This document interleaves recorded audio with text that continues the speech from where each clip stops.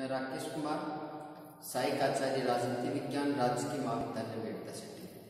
आज हम BA second year में भारतीय राज्य व्यवस्था के अंतर्गत संविधान संशोधन की प्रक्रिया के संबंध में अध्ययन करेंगे।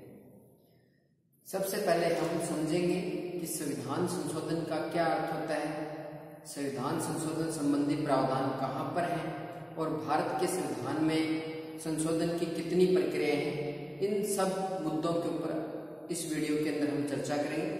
तो सर्वप्रथम देखिए, भारत के अंदर जो संविधान संशोधन की जो प्रक्रिया है वो संविधान के भाग 20, संविधान संशोधन का जो उल्लेख है संविधान के भाग 20 के अंतर्गत अनुच्छेद 368, संविधान के भाग 20 में एकमात्र एक ही अनुच्छेद है और वो है अनुच्छेद 368। तो संविधान संशोधन की प्रक्रिया का उल्लेख संविधान के 20वें भाग में और अनुच्छेद 368 में है। संविधान के भाग 20 में एकमात्र अनुच्छेद 368 जो संविधान संशोधन के बारे में बताता है। तो संविधान संशोधन प्रक्रिया का उल्लेख संविधान के भाग 20 और अनुच्छेद 368 के अंतर्गत। दूसरी बात है कि हमने जो संविधान संशोधन की प्रक्रिया जो ग्रहण की है वो दक्षिण अफ्रीका से हमने अपने देश की संविधान संशोधन की प्रक्रिया ग्रहण की है। हमारा संविधान संशोधन उसी प्रकार से होता है जिस प्रकार से दक्षिण अफ्रीका से होता है।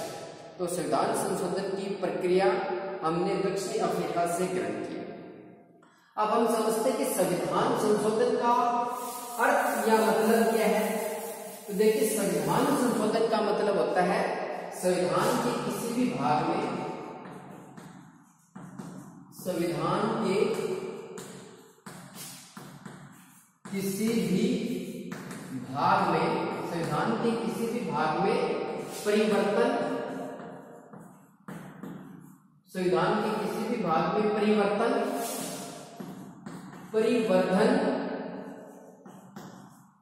परिवर्धन तथा निरसन करना संविधान संशोधन कहलाता है। यानी जब हम संविधान के किसी भी भाग में या संविधान के किसी भी हिस्से में यदि कोई परिवर्तन करते हैं, कोई बदलाव करते हैं, परिवर्धन यानी उसके अंदर कुछ जोड़ते हैं और निरसन का मतलब है संविधान से कुछ हटाते हैं, तो उसको संविधान संशोधन समझा जाता है। तो संविधान के किसी भी भाग में परिवर्तन, परिवर्धन और निरसन करना संविधान संशोधन कहलाता है। भारत का जो संविधान है, भारत के संविधान के अंदर जो संशोधन की जो प्रक्रिया काम में ली गई है वो कठोर और लचीली प्रक्रिया दोनों है। कठोर एवं लचीलेपन, कठोर और लचीलेपन का समन्वय, यानी भारत के संविधान में जो संशोधन की प्रक्रिया है वो कठोर और लचीलेपन दोनों का समन्वय, यानी संविधान संशोधन की जो प्रक्रिया है वो नम्य एवं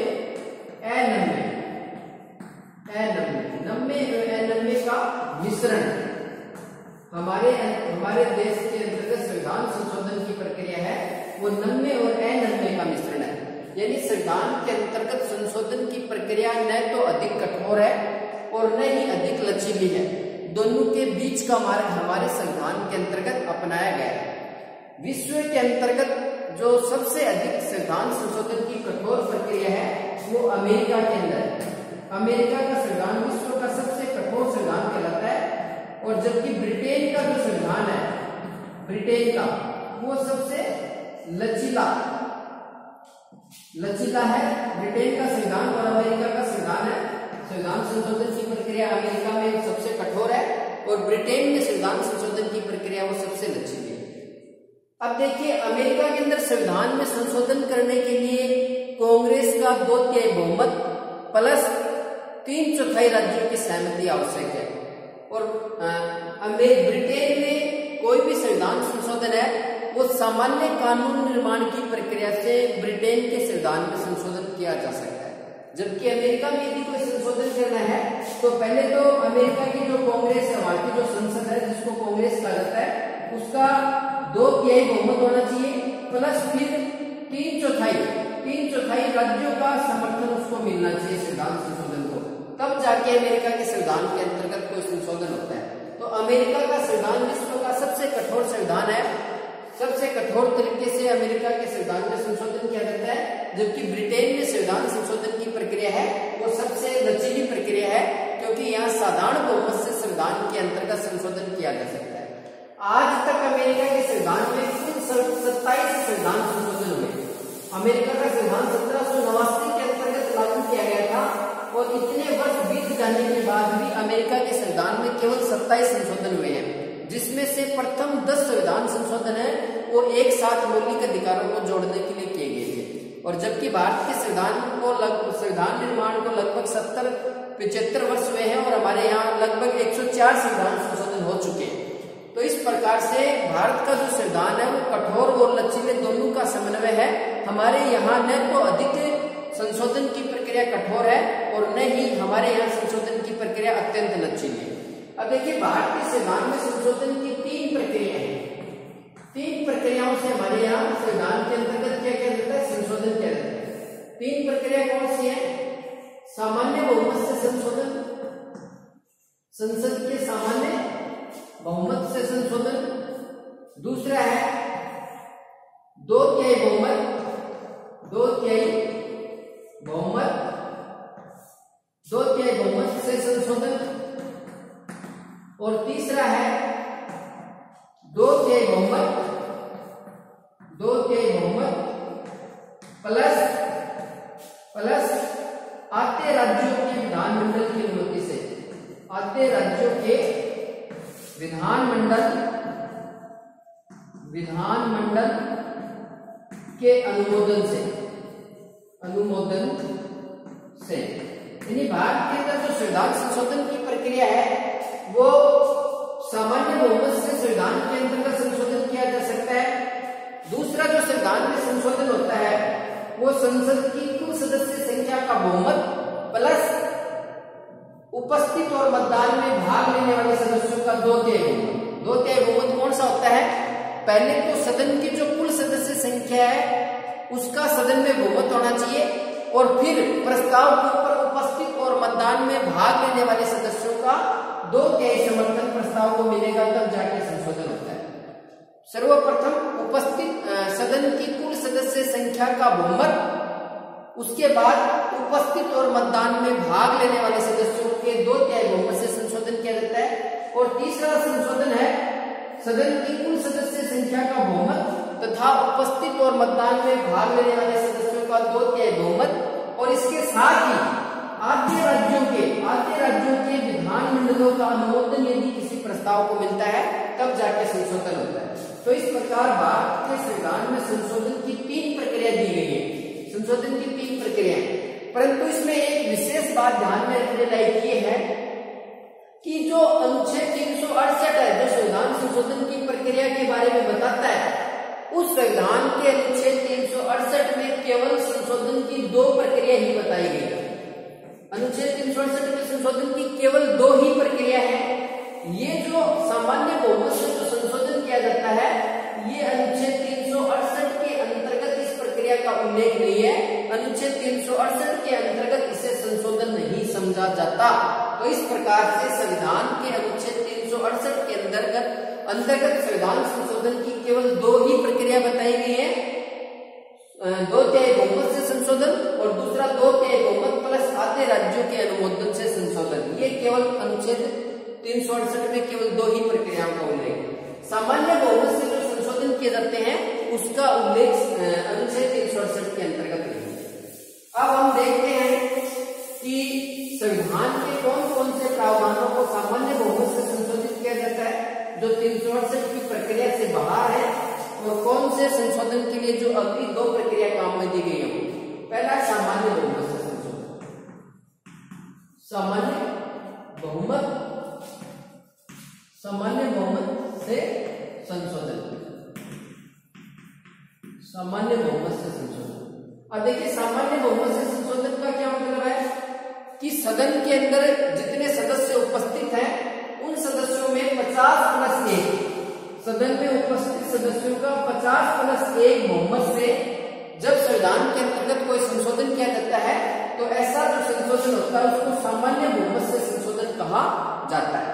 अब इसके अंतर्गत कौन कौन से संशोधन आते हैं, जैसे किसी राज्य में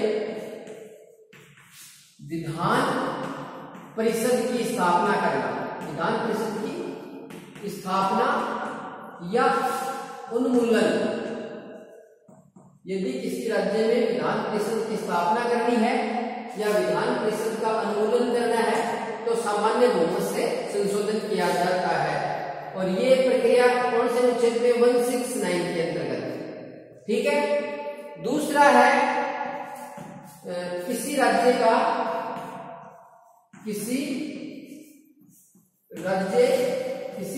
का नाम, सीमा एवं क्षेत्र में परिवर्तन। यदि हमें किसी राज्य का नाम बदलना है, उसकी सीमाओं में परिवर्तन करना है या उसके क्षेत्र में कोई बदलाव करना है जो संविधान के आर्टिकल 3 के अंतर्गत दिया गया है, तो यदि अनुच्छेद 3 में कोई परिवर्तन करना है तो सामान्य बहुमत से होता है। इसी प्रकार किसी नवीन राज्य की संघ में स्थापना, किसी नवीन राज्य की संघ में स्थापना करना, यानी भारत के अंदर यदि कोई नवीन राज्य को सम्मिलित करना है, कोई नया राज्य किसी नए भूभाग को भारत के अंतर्गत शामिल करना है, तो अनुच्छेद 2 के अंदर जो संशोधन होता है वो भी सामान्य बहुमत से होता है। यानी भारत की संसद सामान्य बहुमत से भारत के अंतर्गत किसी नवीन राज्य को शामिल कर सकती है, नया राज्य किसी दूसरे देश का किसी भूभाग को मिला के नया राज्य बना सकती है, वो भी अनुच्छेद 2 के अंदर है। इसी प्रकार यदि कोई नागरिकता का उल्लेख संविधान के भाग 2 के अंतर्गत है, तो यदि नागरिकता से संबंधित कोई परिवर्तन करना है तो सामान्य बहुमत से परिवर्तन हो सकता है। इसी प्रकार संसद की गणपूर्ति जो गणपूर्ति होती है 1/10, यदि उसको कम या अधिक करना है तो सामान्य बहुमत से संशोधन हो सकता है। इसी प्रकार संसद के सदस्यों के जो विशेषाधिकार है उनमें कोई परिवर्तन करना है तो सामान्य बहुमत से संशोधन हो सकता है। इसी प्रकार यदि सर्वोच्च न्यायालय के न्यायाधीशों की संख्या बढ़ानी है तो सामान्य बहुमत से संशोधन हो सकता है। इसके अलावा यदि संसद के जो सदस्य हैं उनके वेतन भत्तों में परिवर्तन करना है तो सामान्य बहुमत से संशोधन होता है। तो ये जो संशोधन है ये संसद के सामान्य बहुमत से होते हैं। किसी राज्य में विधान परिषद की स्थापना करना या उसका अनुमोदन करना, अनुच्छेद 169। किसी राज्य के नाम, सीमा और क्षेत्र में परिवर्तन करना, अनुच्छेद 3। किसी नवीन राज्य को भारतीय संघ में स्थापित करना, अनुच्छेद 2। नागरिकता से संबंधित प्रावधान, गणपूर्ति से संबंधित प्रावधान, संसदीय विशेषाधिकारों से संबंधित प्रावधान, सर्वोच्च न्यायालय के न्यायाधीशों की संख्या में वृद्धि करने से संबंधित प्रावधान। ये जो प्रावधान है इनमें यदि किसी प्रकार का कोई परिवर्तन संशोधन करना है तो सामान्य बहुमत से संशोधन होता है। अब अगला जो संशोधन है वो है विशेष बहुमत से संशोधन। कौन सा संशोधन है? विशेष बहुमत से संशोधन। दूसरे प्रकार का जो संशोधन होता है विशेष बहुमत से संशोधन। विशेष बहुमत से संशोधन ये दूसरे प्रकार के संशोधन की प्रक्रिया है। विशेष बहुमत से संशोधन का क्या मतलब है? पहले तो सदन की कुल सदस्य संख्या का बहुमत, सदन की कुल सदस्य संख्या का बहुमत तथा उपस्थित एवं मतदान में भाग लेने वाले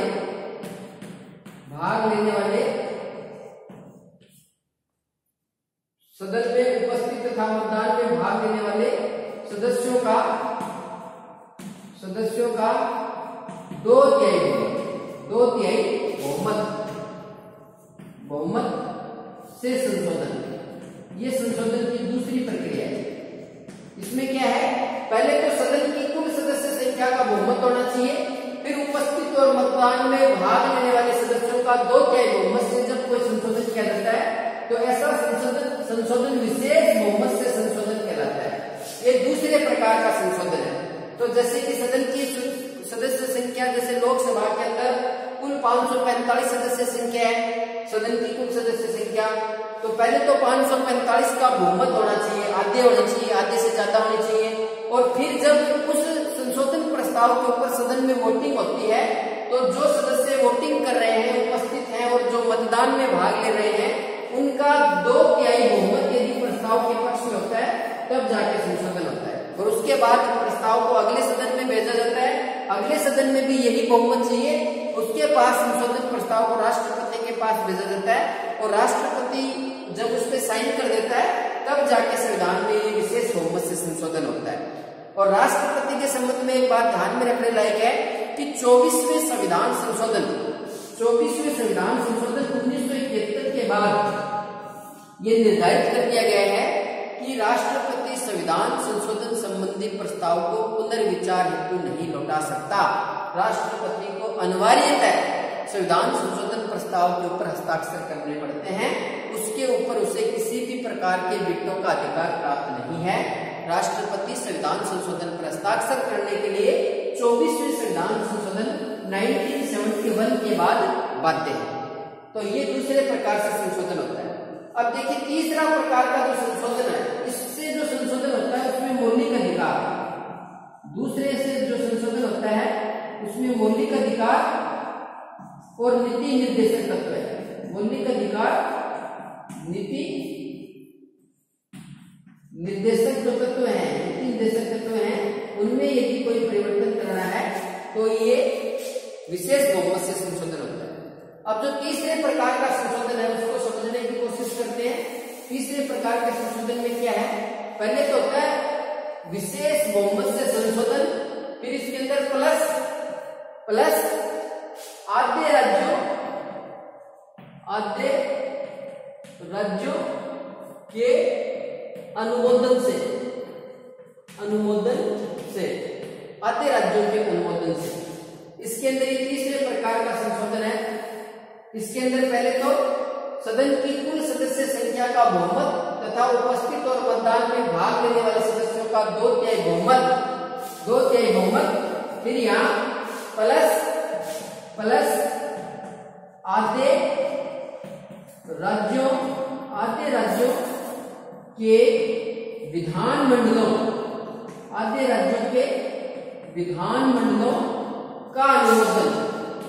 का अनुमोदन तीसरे प्रकार के संशोधन में आवश्यक है। अब देखिए संविधान के अंदर जो तीसरा संशोधन होता है उसके लिए संसद का पहले तो विशेष बहुमत से संसद के दोनों सदनों के द्वारा, लोकसभा और राज्यसभा संसद के दोनों सदनों के द्वारा प्रस्ताव को विशेष बहुमत से पारित करना आवश्यक होता है और उसके बाद उस प्रस्ताव को राज्यों के विधानमंडलों के पास भेजा जाता है। और यदि आधे राज्यों के विधानमंडल यदि उस प्रस्ताव के ऊपर सहमत है, संशोधन के ऊपर सहमत है, तब जाके तीसरे चरण का संविधान के अंदर जो संशोधन है वो प्रक्रिया पूरी होती है। पहले तो विशेष बहुमत से संसद के दोनों सदनों के द्वारा प्रस्ताव पास होना चाहिए और उसके बाद उस प्रस्ताव को भारत के जितने भी राज्यों के विधानमंडल है उसके पास भेजा जाता है। और यदि आधे राज्यों के विधानमंडल उस पर अपना अनुमोदन दे देते हैं, स्वीकृति प्रदान कर देते हैं, तो तीसरे चरण का जो संविधान में संशोधन है, तीसरे प्रकार से जो संशोधन किया जाता है वो संपन्न हो जाता है। अब ये देखिए तीसरे चरण में कौन कौन से संवैधानिक प्रावधान रखे गए हैं इसको समझने की कोशिश करते हैं। तो पहला संवैधानिक प्रस्ताव, जैसे कि राष्ट्रपति का निर्वाचन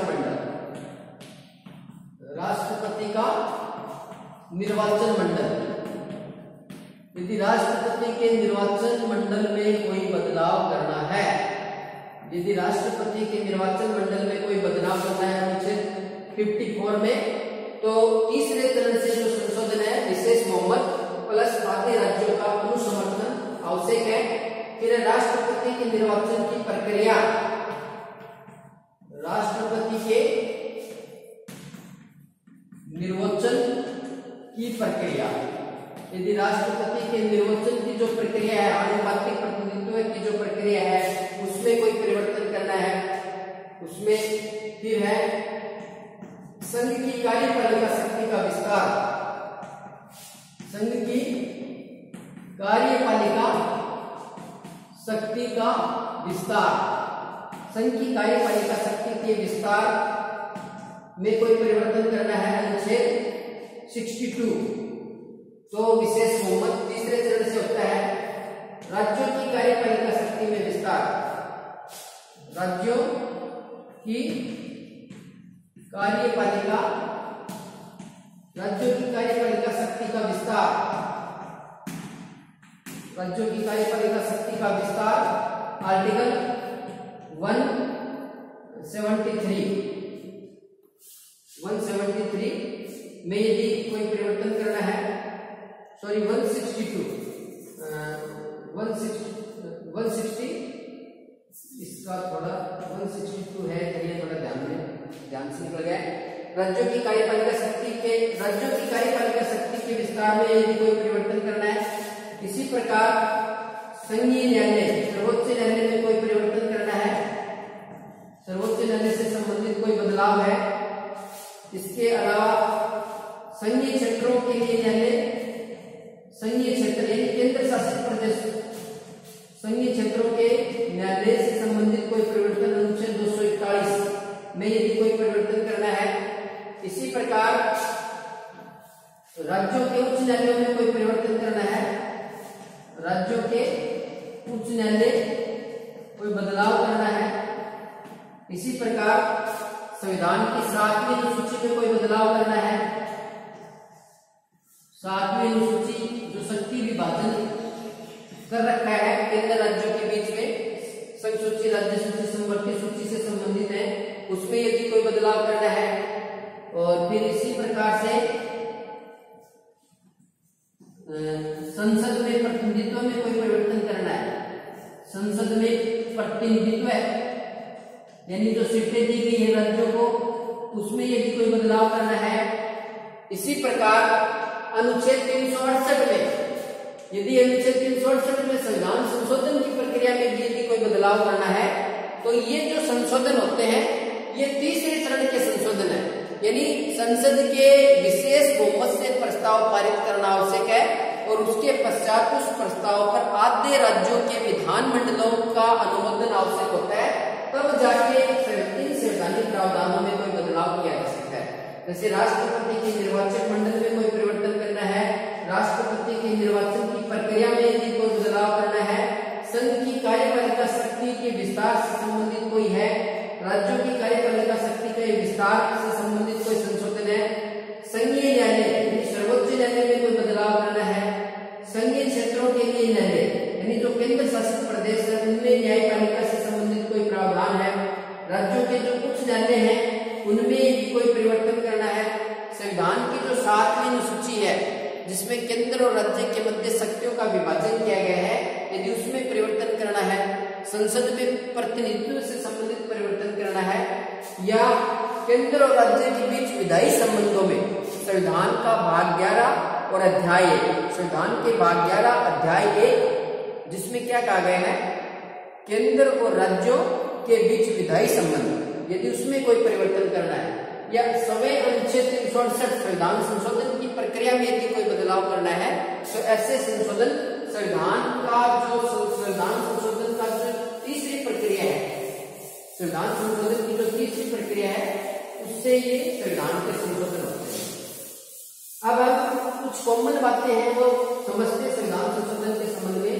देखिए, संविधान संशोधन संबंधी प्रस्ताव संसद के किसी भी सदन में रखा जा सकता है। संसद के किसी भी सदन में संशोधन प्रस्ताव संसद के किसी भी सदन से शुरू हो सकता है, लोकसभा से भी और राज्यसभा से भी। फिर प्रस्ताव को संसद के दोनों सदनों के द्वारा अलग अलग पारित होना आवश्यक है। जैसे विशेष बहुमत से पारित करना है तो संसद के दोनों सदनों के द्वारा लोकसभा से भी विशेष बहुमत से पारित होना चाहिए और राज्यसभा से भी विशेष बहुमत से पारित होना चाहिए। यदि प्रथम चरण का है तो दोनों सदनों से सामान्य बहुमत से होना चाहिए। तो संसद के दोनों सदनों के द्वारा अलग अलग विशेष बहुमत से पारित होना आवश्यक है। तीसरी बात है कि यदि संसद के दोनों सदनों में संविधान संशोधन संबंधी प्रस्ताव के ऊपर यदि कोई गतिरोध पैदा हो जाता है, गतिरोध यदि कोई टकराव हो जाता है संसद के दोनों सदनों में, तो राष्ट्रपति संसद की संयुक्त बैठक नहीं बुला सकता।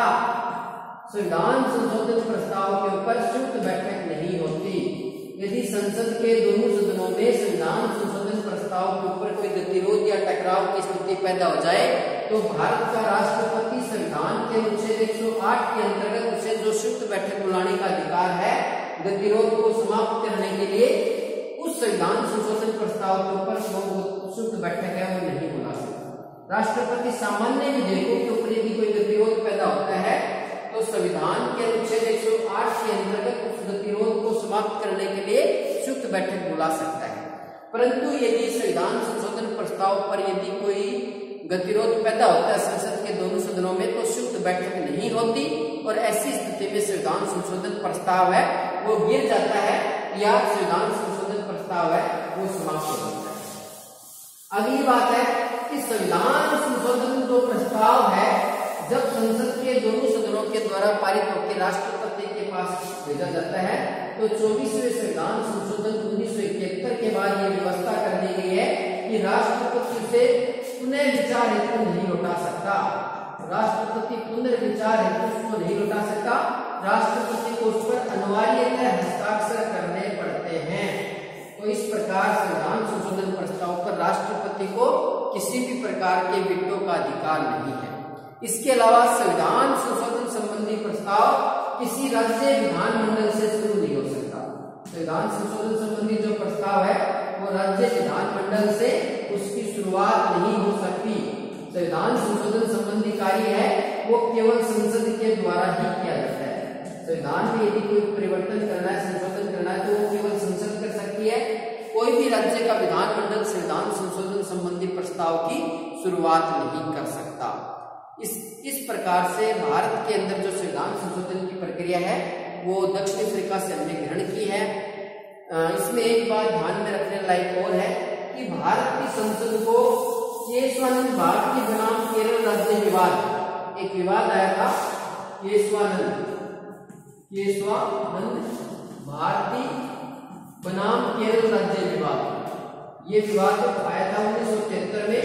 इस विवाद में माननीय सर्वोच्च न्यायालय ने कहा था कि संसद को संविधान के किसी भी भाग में परिवर्तन करने का या संशोधन करने का अधिकार है, परंतु संसद संविधान के मूल ढांचे में कोई बदलाव नहीं कर सकती, मूल ढांचे में परिवर्तन नहीं कर सकती। तो इस प्रकार संशोधन है वो संविधान के मूल ढांचे में परिवर्तन या संविधान का जो बुनियादी ढांचा है उसमें परिवर्तन नहीं कर सकती।